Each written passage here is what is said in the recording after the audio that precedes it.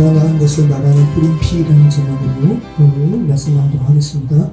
자, 우리는 지난주에 가인이 아벨을 고의로 죽인 말씀을 통해서 고살자 가인을 살리시는 하나님의 은혜에 대해서 살펴봤습니다. 자, 성경은 구약의 행위로서의 이 살인을 신약의 예수님께서는 마음의 부분으로까지 확대시킴으로써 저와 여러분, 그죠? 세상을 살아가는 어떤 누구도 고의로 살인하는 자, 고살자의 범주를 넘어설 수 없음을 우리는 살펴봤습니다. 그러니까 성경이 말하는 거죠. 너희가 어떤 존재인지 분명히 보라는 거죠. 제 아무리 경건하고 제 아무리 도덕적인 사람도 하나님께서는 너희가 고의로 살인을 저지르는 사람이라는 고살자라는 너희의 죄된 존재의 핵심을 분명히 깨우치라는 겁니다. 분명히 보라는 겁니다. 우리가 가인이라는 것을 알 때 여러분 아벨이에요, 가인이에요? 아벨에 가까워요, 가인에 가까워요? 가인에 가까워요, 그죠?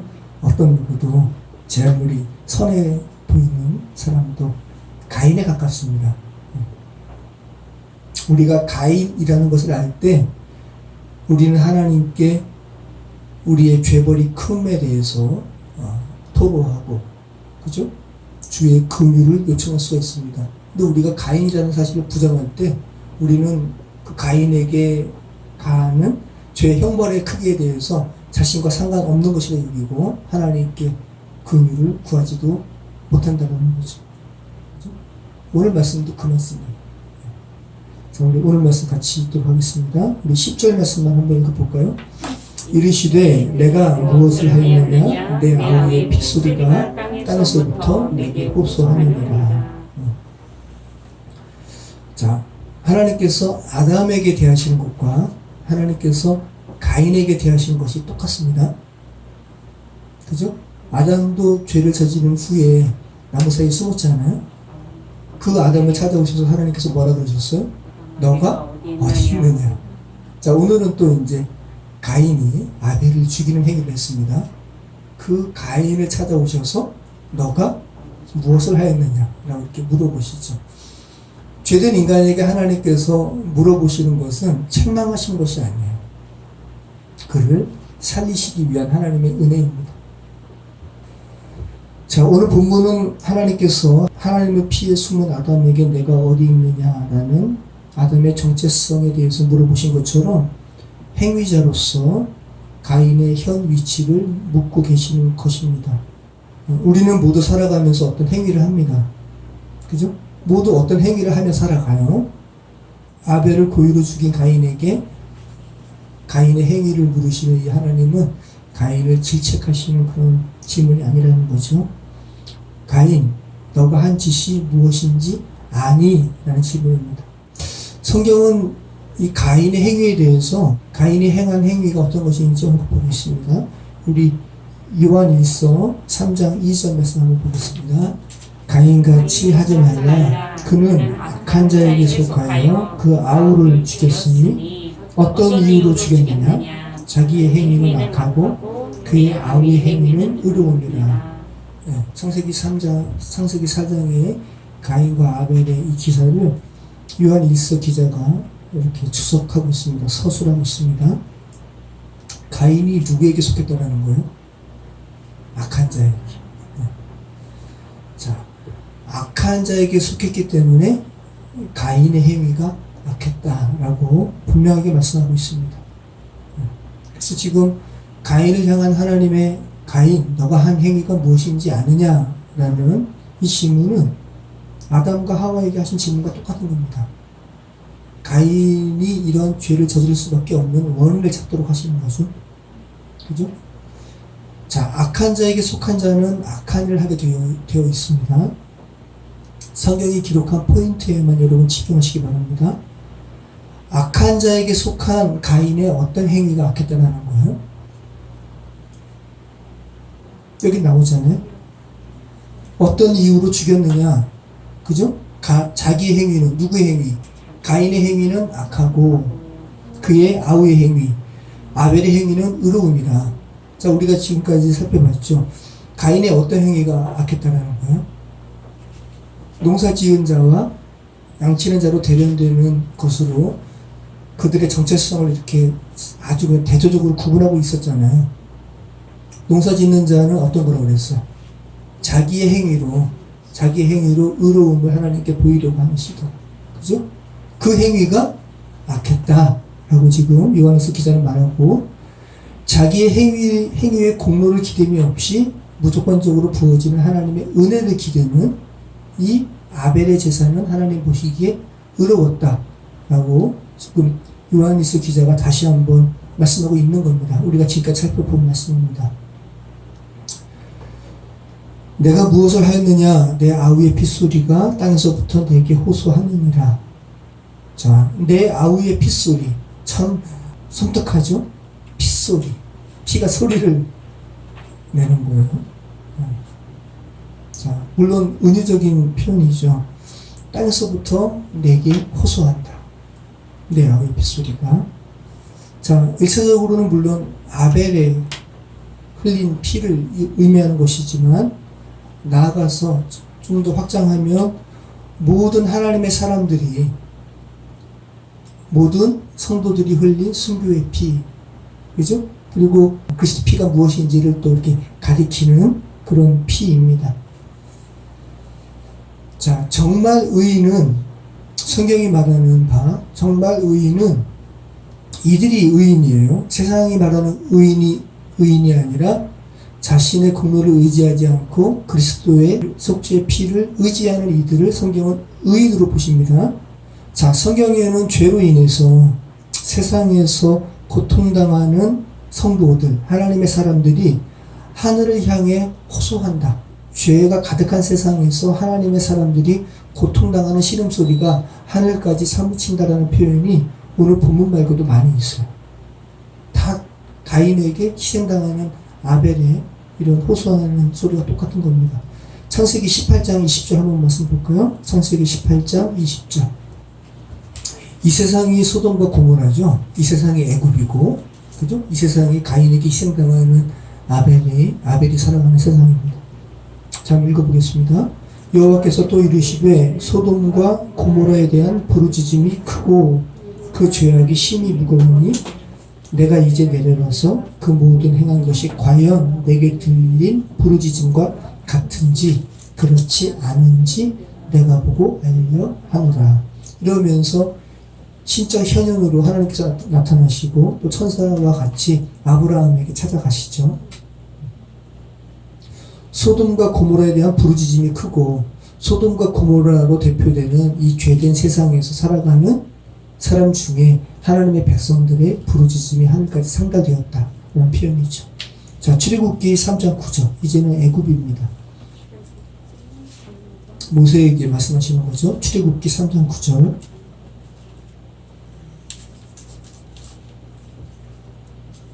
같이 읽겠습니다. 이제 가라. 이스라엘 자손의 부르짖음이 내게 달하고 애굽 사람이 그들을 괴롭히는 학대도 내가 보았으니. 성경은 계속 말해요.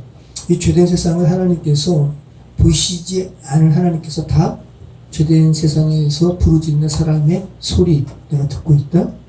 그들의 참상 내가 보고 있다. 이렇게 말씀하십니다.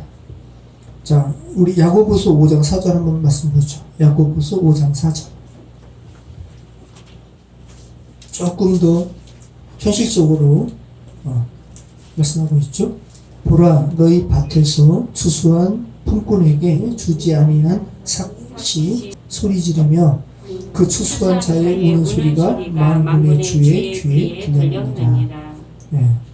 자, 참 표현이 독특하죠.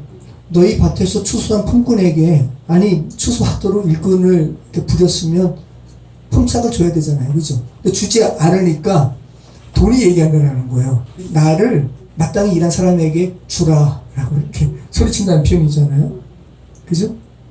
그리고 또 어떤 소리가 하나님께 들리는 거예요? 그 추수한 자의 우는 소리. 이랬는데 돈도 주지 않네요 라고. 이 소리가 누구의 귀에 들렸다라는 거예요? 만군의 주의 귀에 들렸느니라. 이 죄된 세상에서 벌어지는 일이죠. 자, 이 소리를 오늘 창세기 본문은 핏소리라고 이렇게 표현하고 있습니다. 피가 피가 소리를 낸다는 표현이 얼마나 섬뜩합니까? 소리로 번역된 이 콜이라는 단어는 하나님의 음성이나 사람, 뇌성, 번개소리, 바람소리와 같은 자연의 소리에도 이렇게 표현되지만 상당히 설득력을 지닌 큰 고함소리나 격한 감정을 전달할 때 이 콜이라는 단어가 쓰여요. 그러니까 지금 아벨의 핏소리, 이 어떤 소리라는 거예요? 아벨이 가인에게 죽임당하면서 너무 억울한 그 감정이 들린 소리라는 거죠. 이 소리가 하나님께 들렸다는 겁니다. 억울하게 흘려진 아벨의 피가 큰 소리로 외친다라는 거예요. 어디에서부터요? 표현하고 있죠? 땅에서부터. 자, 땅에서부터라는 말은 아벨의 피가 뿌려진 곳으로부터 아벨의 죽음이 알려졌다라는 표현이에요. 무슨 말씀이에요? 죄악은 결코 숨겨질 수 있다 없다? 숨겨질 수 없다. 자, 이 아벨의 피에 대해서 신약에서 예수님께서 말씀하십니다. 우리 한번 마태복음 23장 34절로 36절 같이 읽겠습니다. 그러므로 내가 너희에게 선지자들과 지혜 있는 자들과 서기관들을 보내매 너희가 그 중에서 더러는 죽이거나 십자가에 못 박고 그 중에서 더러는 너희 회당에서 채찍질하고 이 동네에서 저 동네로 따라다니며 박해하리라. 그러므로 의인 아벨의 피로부터 성전과 제단 사이에서 너희가 죽인 바랴가의 아들 사가랴의 피까지 땅 위에서 흘린 의로운 피가 다 너희에게 돌아가리라. 내가 진실로 너희에게 이르노니 이것이 다 이 세계에 돌아가리라. 자, 이 본문은 예수님께서 하나님의 마음을 모르고 계속 어깃장을 부리는 이스라엘의 지도자들에게 경고하시는 본문이에요. 너희 하나님의 마음으로 좀 돌아와라 라고 경고하시는 이 문장에 예수님께서 아벨의 피를 언급을 하시고요. 그리고 구약 성경에 선지자들의 순교가 스가랴만 있는 거 아니잖아요. 그죠? 그런데 아벨의 피와 스가랴의 피, 아벨과 스가랴 이 두 사람을 대표해서 계속해서 하나님의 사람들이 억울하게 죽임당한 이들을 대표해서 이 두 사람을 지금 언급하고 있는 겁니다. 자, 왜 그러면 아벨과 스가랴입니다. 스가랴 똑같은 건데 왜 예수님께서 아벨과 스가랴를 이렇게 말씀하실까요? 왜 두 사람만 말씀하실까요? 당시에 예수님께서 읽으신 성경은 신약은 없겠죠? 당연한 겁니다. 그죠? 당시에 예수님께서 읽으신 성경은 구약이에요. 그런데 당시에 예수님께서 읽은 구약의 성경의 배열은 우리가 가지고 있는 성경의 구약의 배열과는 다르죠? 기억나시죠? 네. 우리가 가지고 있는 구약 성경의 배열의 맨 마지막 책은 뭐예요? 말라기죠? 처음은요. 창세기죠. 근데 예수님 당시에 유대교 경전을 뭐라고 그랬어요? 기억나시나요? 타낙이라고 그랬어요. 그래서 타낙은 토라, 그죠? 토라 율법서입니다. 자, 그 다음에 느비임, 예언서입니다. 그 다음에 케투빔, 성문서예요. 그래서 크게 율법서, 예언서, 성문서 이 순서입니다. 그래서 토라, 느비임, 케투빔 여기에 이 자음에 모음을 붙여가지고 타낙이라 부른 거예요. 그죠? 그 중에서 케투빔의 맨 마지막 책이 역대기예요. 우리는 말라기잖아요. 네. 그러니까 예수님 시대 때 예수님이 읽으신 성경의 책 배열상 가장 처음은 창세기고 베레시트고 맨 마지막은 역대기라고요. 역대기에서 그 순교당한 선지자의 이름이 스가랴예요. 그래서 결국은 창세기부터 역대기까지 우리가 보는 성경으로 하면 창세기부터 말라기까지 하나님의 사람 의인의 죽음이 얼마나 많이 기록되어 있어요. 그죠? 근데 대표적으로 이 모든 죽음을 다 드러내기 위해서 처음과 마지막 책에 선지자의 그 죽임당한 순교자의 이름을 지금 언급하시는 거라는 거죠. 이 스가랴에 대한 말씀 한번 볼까요? 역대하 24장 15절로 우리 22절 말씀을 같이 읽겠습니다. 유다의 그 왕이 있죠. 요아스라는 왕이 있는데 제일 처음에는 선정을 베풀었는데 나중에는 또 악행을 저지른 왕인데 선정을 베풀 때 대제사장의 이름은 여호야다입니다. 그리고 악행을 베풀 때는 여호야다의 아들이라고 표현되어 있는데 아마 손자일 가능성이 많습니다. 스가랴라는 선지자를 요아스가 죽이죠. 그 내용을 우리가 같이 읽겠습니다. 자, 같이 읽겠습니다. 여호야다가 나이가 많고 15절 말씀. 여호야다가 나이가 많고 늙어서 죽으니 죽을 때에 130세라 무리가 다윗성 여러 왕의 묘실 중에 장사하였으니 이는 그가 이스라엘과 하나님과 그의 성전에 대하여 손을 향하였음이더라. 여호야다가 죽은 후에 유다 방백들이 와서 왕에게 절하매 왕이 그들의 말을 듣고 그의 조상들의 하나님 여호와의 전을 버리고 아세라 목상과 우상을 섬겼으므로 그 죄로 말미암아 진노가 유다와 예루살렘에 임하니라. 그러나 여호와께서 그들에게 선지자를 보내사 다시 여호와에게로 돌아오게 하려 하시매 선지자들이 그들에게 경고하였으나 듣지 아니하니라. 이에 하나님의 영이 제사장 여호야다의 아들 스가랴를 감동시키매, 이게 사가랴예요. 감동시키매 그가 백성 앞에 높이 서서 그들에게 이르되 하나님이 이같이 말씀하시기를 너희가 어찌하여 여호와의 명령을 거역하여 스스로 형통하지 못하게 하느냐 하셨나니 너희가 여호와를 버렸으므로 여호와께서도 너희를 버리셨느니라 하나 무리가 함께 꾀하고 왕의 명령을 따라 그를 여호와의 전 뜰 안에서 돌로 쳐 죽였더라. 요아스 왕이 이와 같이 스가랴의 아버지 여호야다가 베푼 은혜를 기억하지 아니하고 그의 아들을 죽이니 그가 죽을 때에 이르되 여호와는 감찰하시고 신원하여 주옵소서 하니라. 스가랴가 죽을 때 또 이렇게 호소했다라는 거죠. 오늘 아벨의 피가 땅에서부터 호소하느니라 라는 얘기 같죠. 자, 근데 우리가 마태복음 읽어봤지만 여기서 사가랴가 누구의 아들이라고 나와요? 바랴가의 아들로 나오죠. 근데 오늘 스가랴의 말씀을 살펴봤는데 여기서는 여호야다의 아들로 나오죠. 그럼 성경이 잘못 말씀하시는 거예요? 여러분이 어떻게 생각하시면 좋으냐면 그럼 이 바랴가가 여호야다의 다른 이름인가? 그렇게 생각하시는 것보다는 히브리 성경에서 아들을 의미하는 벤은 손자도 벤으로 그렇게 여러분이 생각하시면 무리 없이 이 스가랴에 대해서 이해할 수가 있는 거죠. 자, 예수님께서 창세기 처음 등장한 아벨과 유대인들의 구약 성경인 타낙의 마지막인 역대하 24장에 기록된 스가랴의 순교를 기록하고 있는 거예요. 자, 그러면 아벨의 피와 스가랴의 피가 무슨 피라는 거예요? 자신의 억울함의 죽음을 호소하는 피. 그죠?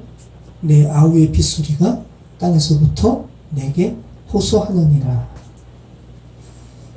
그죠? 순교자들의 이 피는 언제나 하나님께 호소해요. 요한계시록 말씀에도 나오죠? 잠시 한번 보도록 하겠습니다. 자, 아벨의 피는 훗날 순교자들의 피와 예수 그리스도의 피의 모형이에요. 근데 여러분, 아벨의 피와 예수 그리스도의 피가 같을까요? 모형이니까 가리키긴 하지만 똑같진 않죠. 그죠? 그럼 어떤 부분에서 차이가 날까요? 히브리서 기자가 아벨의 피와 예수 그리스도의 피의 차이를 기록하고 있습니다. 설명하고 있습니다. 우리 히브리서 12장 22절로 24절. 그러나 너희가 이룬 곳은 시온 산과 살아계신 하나님의 도성인 하늘의 예루살렘과 천만 천사와 하늘에 기록된 장자들의 모임과 교회와 만민의 심판자이신 하나님과 및 온전하게 된 의인의 영들과 새 언약의 중보자이신 예수와 및 아벨의 피보다 더 나은 것을 말하는 뿌린 피니라. 자, 이것은 히브리서 기자가 박해로 인해서 예수님을 믿는 믿음을 저버리려고 하는 그들을 향해서 야, 너희가 이렇게까지 믿음이 올라왔었었는데 지금 이 박해로 인해서 너희 믿음을 저버리려고 하니? 라고 하면서 책망하고 다시 믿음에 굳게 살 것을 기록한 것이 히브리서예요. 자, 히브리서에서 당시의 성도들뿐만 아니라 저와 여러분입니다. 그리스도인들이 이른 곳에 대해서 이렇게 말하고 있어요. 너희가 이른 곳은, 그죠?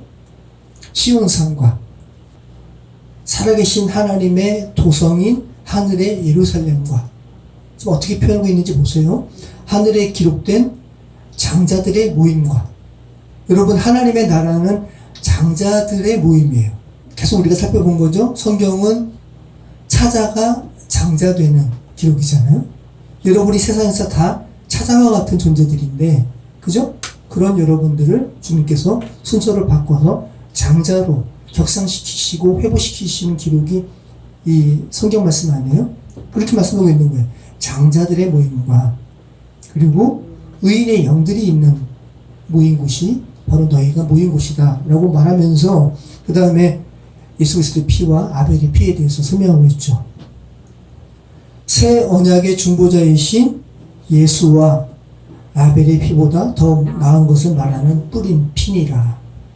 아벨의 피보다 더 나은 것을 말하는 뿌린 피, 이 피가 어떤 피예요? 속죄의 피, 어린 양 예수 그리스도의 피죠. 자, 공동 번역이 더 명확하게 의미를 전하고 있습니다. 제가 읽어드릴게요. 공동 번역 히브리서 12장 24절에서는 이렇게 번역하고 있어요.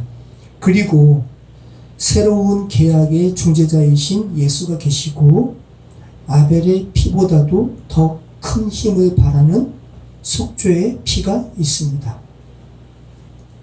예수님의 피와 아벨의 피에 대해서 지금 이렇게 설명하고 있는 거예요. 아벨의 피보다 더 나은 것을 말하는 피라는 거예요. 누구의 피가?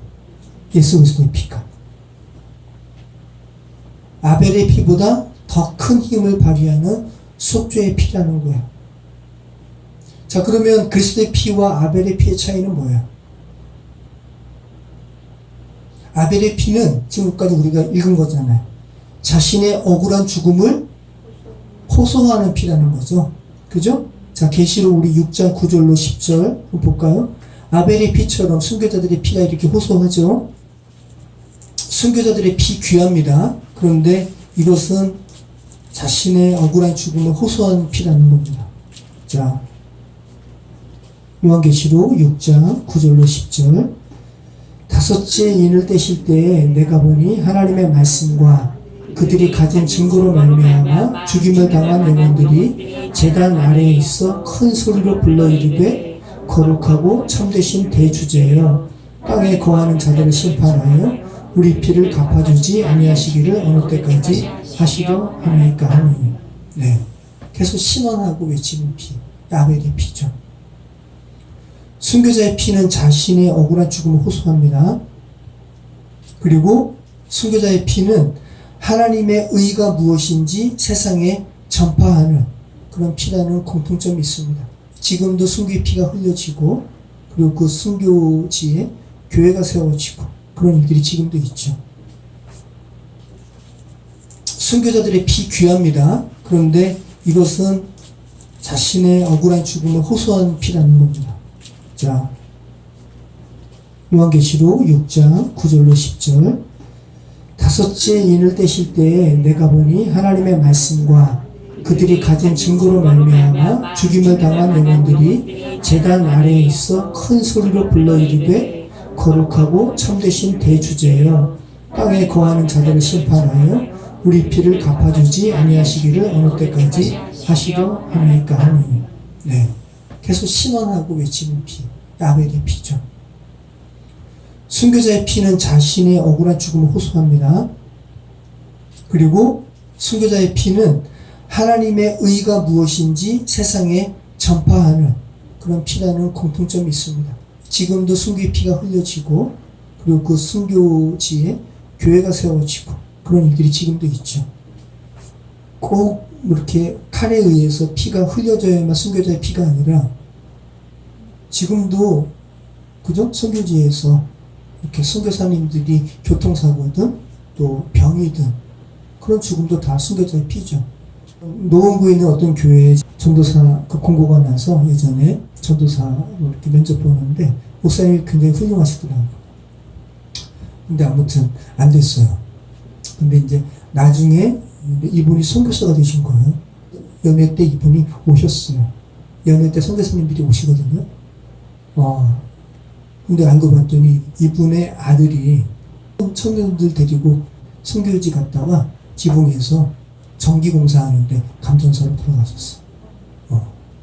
그리고 이 목사님께서 선교사가 되신 거예요. 안정적인 그 교회 목회에 내려놓으시고 부인과 같이 감리교 선교 훈련 받고 선교사 가셨어요. 이 아드님의 죽음도 순교자의 죽음이죠. 다 그런 거예요.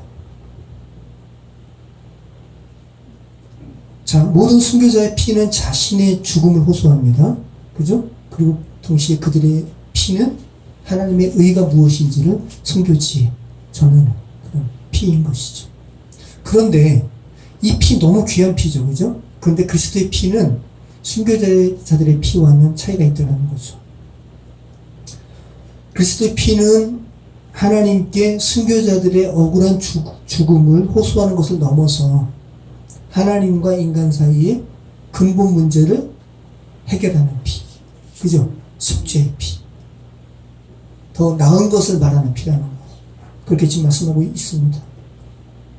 아벨을 죽인 가인처럼 고살자도 부지 중에 죽이는 오살자로 여겨주셔서 그리스도 안으로 도피성으로 들어오게 하는 피가 누구의 피라는 거예요? 예수 그리스도의 피라는 거죠. 자, 11절. 땅이 그 입을 벌려 내 손에서부터 내 아우의 피를 받았은즉 내가 땅에서 저주를 받으리니 내가 밭을 갈아도 땅이 다시는 그 효력을 내게 주지 아니할 것이요 너는 땅에서 피하며 유리하는 자가 되리라. 자, 하나님께서 사람에게 저주를 언급하신 처음 구절이에요. 근데 저주가 처음 나온 건 아니죠. 자, 창세기에서 저주가 처음 언급된 구절은 어떤 구절이에요? 땅이 저주를 받아 엉겅퀴를 낼 것이다. 창세기 3장에서 아담 너로 말미암아 땅이 저주를 받게 될 거야. 그리고 엉겅퀴와 가시덤불을 내게 될 거야. 하지만 아담 너가 땀 흘려 땅을 개간하면 그 저주받은 땅이 너에게 식물을 낼 거야. 아담에게는 은혜를 베푸시니 말씀하시죠. 그죠? 그런데 이제 오늘 본문에는 아담의 아들 가인에게 저주를 내리신다는 겁니다. 오늘 본문에 문학적인 의미가 있어요. 가인, 너가 땅에 아벨의 피를 흘리게 하고 땅으로 그 피를 덮었지. 너가 그렇게 감추어서 너의 죄를 은폐하려고 했지만 가인, 너는 땅으로부터 오히려 저주를 받는 딜레마에 빠지게 될 거야. 그 저주의 내용이 뭐라는 거예요? 너가 밭을 갈아도 땅이 다시는 그 효력을 내게 주지 아니할 것이요 너는 땅에서 피하여 유리하는 자가 되리라.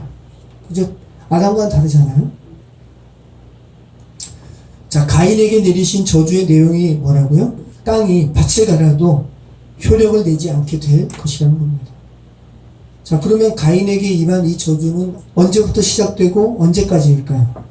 이 원문의 의미는 하나님께서 말씀하신 바로 지금부터라는 거예요. 지금부터 땅이 너에게 효력을 내지 않을 거야. 언제까지요? 까지란 말이 없어요. 영원토록. 자, 그런데 여러분 문자 그대로 여러분이 이것을 취하시면 안 되죠. 죄된 사람이 땅을 개간하면 땅의 효력을 발휘하지 않아요? 아니잖아요. 그죠? 그럼 이 본문이 말씀하는 의미는 뭐예요? 가인이 땅에서 어떤 만족도 취하지 못하게 될 것이라는 말씀이죠. 더 많은 이익을 쫓아서 땅을 유지하게 될 거야. 지금 죄된 세상에서 살아가는 사람들이 그렇죠? 돈 많다고 만족해요? 계속 더 많은 것을 추구하다가 나중에는 계속 유리하면서 자, 이러한 하나님의 이 말씀에 가인이 하나님께 은혜를 구합니다. 그러니까 가만 보세요, 여러분. 하나님께서 사람에게 내리시는 저주조차도 이 사단에게 내리는 최종적인 선고와는 달라요. 사람에게 은혜를 베푸십니다. 이 부분이 굉장히 중요하죠. 우리 같이 읽겠습니다. 13절, 14절. 가인이 여호와께 아뢰되 내 죄벌이 지기가 너무 무거우니이다. 주께서 오늘 이 지면에서 나를 쫓아내시는즉 내가 주의 낯을 배웁지 못하리니 내가 땅에서 피하며 유리하는 자가 될지라 무릇 나를 만나는 자마다 나를 죽이겠나이다. 자, 하나님께서 가인에게 내리시는 이 저주의 형벌에 은혜가 있습니다. 어떤 은혜예요? 자, 지금까지 여러분 가인과 아벨의 기사를 보시면서 그죠? 죄로 인해서 죽은 사람과 그 하나님의 은혜에 대해서 기대하는 사람을 분명히 구분하는 대조적인 표현이 있었잖아요. 농사하는 자와 목축하는 자, 양치는 자라는 표현이죠. 가인으로 하여금 땅이 더 이상 효력을 발휘하지 못하기에 이제 농사하는 그 행위를 멈추고 유리하는 자가 되게 한다라는 이 표현은 어떤 표현이에요? 이 문장은 어떤 의미예요? 결국은 가인으로 하여금 농사하는 자로 살지 않게 한다는 표현이잖아요. 그러면서 이 연이어서 나오는 가인의 반응이 뭐예요? 하나님께 은혜를 구하잖아요. 이해되시죠? 네, 그러니까 하나님께서 사람 가인에게 내리시는 저주조차도 네, 그 가인으로 하여금 하나님께 은혜를 기대는 그러한 반응을 내게 하는 은혜의 또 다른 표현이라는 것을 우리는 알게 됩니다. 그러니까 사단에게, 뱀에게, 나하시에게 내리는 하나님의 형벌과 가인에게 내리시는 하나님의 저주는 차이가 있다는 거. 정말 하나님은 우리는 정말 이해하지 못하는 은혜로 가득하신 분이라는 거. 가인과 같은 뭇 영혼들을 계속 살리시기를 원하는 하나님의 마음이 있다는 것을 다시 한번 우리는 알게 됩니다. 자, 지금 가인이 하나님의 이 저주의 선포로 인해서 결과적으로 하나님께 은혜를 구하고 있다는 거, 여기에 포커스를 두시기 바라요. 하나님, 제가 고의로 아벨을 죽였기에, 제가 고살자이기에 나를 만나는, 맞자라는 단어예요. 우연히 만나든 의도해서 만나든 나를 발견하는 자마다 나를 죽일 것입니다. 이 벌이 너무 중요합니다. 어떻게 합니까? 라고 하나님께서 죽지 않도록 도와주십시오 라고 하나님께 은혜를 지금 구하고 있습니다. 여기에 대해서 하나님께서 말씀하십니다. 15절 말씀입니다. 여호와께서 그에게 이르시되 그렇지 아니하다. 가인을 죽이는 자는 벌을 7배나 받으리라 하시고 가인에게 표를 주사 그를 만나는 모든 사람에게서 죽임을 면하게 하시리라. 이 같은 가인의 하소연에 대해서 하나님께서 말씀하세요. 하나님 저 죽을까 하나이다. 그죠? 하나님께서는 그렇지 아니하다. 너 죽지 않을 것이다. 라고 뭇 인간의 궁극적인 하소연에 대해서 주께서 응답하시는 거죠. 가인을 죽이는 자는 벌을 7배나 받게 될 것이다. 단순히 7번이라는 수치적인 의미를 보지 마시고 7이라는 의미는 뭐예요? 완전하게. 내가 너 완전하게 보호할게. 너 죽지 않게 할게. 라는 하나님의 마음이 여러분 느껴지셔야 되는 거죠. 그리고 이 가인을 향한 하나님의 지키심은 그죠? 가인을 죽일 수도 있는 다른 가인들에게도 베푸시는 하나님의 은혜죠. 그죠? 죄로 인해서 또 다른 사람을 죽이는 그 죄에 대해서 다른 사람도 그 죄를 차단하시는 하나님의 은혜가 깃든 표현이잖아요. 자, 여러분 왜 하나님께서 이같이 가인을 보호하시고 살리시려는 말씀을 하시는 걸까요? 이 땅의 모든 사람들이 가인이기 때문에. 그죠? 네. 저와 여러분이 다 가인이기 때문에 저와 여러분이 가인이었고 지금 여전히 죄된 세상에 살아가는 사람들이 가인이기 때문에 그들을 살리시려는 하나님의 마음을 지금 표현하시는 거죠. 그 가인들에게, 그죠? 복수입니다. 가인들에게 지금 복음을 선포하시는 내용이라는 거예요. 자, 그 가인에게, 이 가인에게 무엇을 주십니까? 표를 주십니다. 오트입니다. 지금까지 우리가 많이 살펴본 말씀이죠. 그 물리적인 표로만 여러분 제한하지 마시고, 그 표가 어떤 표겠어요? 이 표가 의미하는 바가 무엇인지를 보라는 거죠. 성경은 가인에게 죽지 않도록 하시려고 내리신 표가 무엇인지는 물리적으로 말씀하고 있지 않습니다. 하지만 그 표와 관련된 상황을 생각하시면 그 표가 말하는 바가 우리가 지금까지 계속 살펴봤던 하나님의 은혜와 맥락이 같음을 우리는 알게 됩니다. 고의로 아벨을 죽인 가인으로 하여금 죽지 않게 한다는 표잖아요. 그러면 그 표가 어떤 표와 지금 맥락이 같아요? 지난주에 우리가 살펴본 도피성과 맥락이 같죠? 저 여러분이 다 고살자인데, 그죠? 고살자인 여러분은 죽지 않도록 부지 중에 살인을 저지른 오살자로 여겨주시고 도피성 안으로 들어가게 하신 것과 지금 상황이 같잖아요. 맥락이 같다는 말씀이에요. 결국은 이 표가 그러면 궁극적으로 지향하는 것은 뭐예요? 십자가죠? 하나님의 은혜가 깃든, 하나님의 은혜로 가득한 상징 십자가입니다. 가인, 너가 스스로의 구원을 이루려는 너의 시도가 헛된 것임을 알고 하나님의 은혜 안에 머문다면 너와 똑같은 다른 가인들에게 해를 당하지 않는 은혜를 내가 줄게. 좀 도피성 안에 머무는 것과 지금 같은 말씀을 하고 있는 겁니다. 계속 창세기 1장 1절 이하로부터 계속 선포된 하나님의 구원의 메시지가 지금 가인에게도 똑같이 적용되고 있더라는 거예요. 다시 한번 하나님께서 이 가인들을 살리시려는 아버지 하나님의 마음을 여러분 깊게 생각하시기 바랍니다. 기도하겠습니다.